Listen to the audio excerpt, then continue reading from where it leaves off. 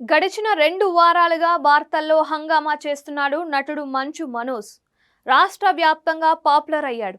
Family విషయాలు కాసేపు పక్కన పెడితే రాజకీయంగా బలపడేందుకు ప్లాన్ చేస్తున్నట్లు తెలుస్తోంది.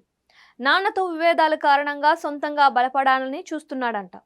తనతో పాటు అత్తింటి వారి ఇమేజ్ ని తనకు అనుకూలంగా మార్చుకునే పనిలో పడ్డాడంట మంచు మనోజ్. గడిచిన 6 నెలలుగా మంచు మనోజ్ రాజకీయాల్లో వెళ్తున్నాడు అంటూ వార్తలు వచ్చినప్పటికీ పట్టించుకోలేదు.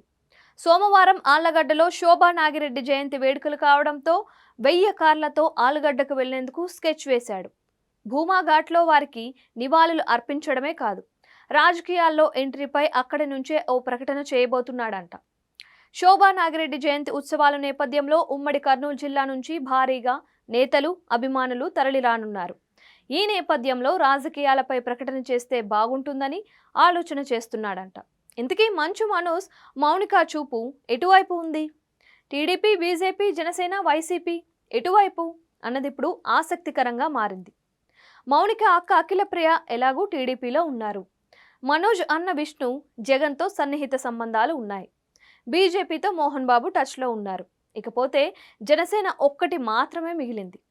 మనోజ్ ఫ్యామిలీ నుంచి వెలువడుతున్న సంకేతాల మేరకు జనసేన వైపు వెళ్లాలని భావిస్తున్నట్లు తెలుస్తోంది. ఇప్పటికే అధినేత పవన్ కళ్యాణ్తో మంతనాలు జరిపినట్లు తెలుస్తోంది. మంచు మనోజ్ తొలి నుంచి పవన్ కళ్యాణ్తో సన్నిహితంగా ఉన్నాడు. ఇద్దరి మధ్య మంచి రిలేషన్ అయితే లేకపోలేదు.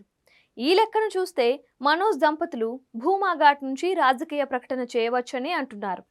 అదే జరిగితే భూమా ఫ్యామిలీలో అక్క చెల్లెళ్ల మధ్య పోరు తప్పదు అనే వాదన సైతం లేకపోలేదు. మంచు మనోజ్ దంపతులు రాజకీయాల్లోకి ఎంట్రీ ఇస్తారా?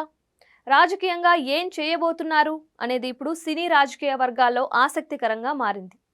ఒకవేళ జనసేన వైపు వెళ్తే అఖిలప్రియ వర్సెస్ మౌనిక అన్న ఫైట్ తప్పదని అంటున్నారు.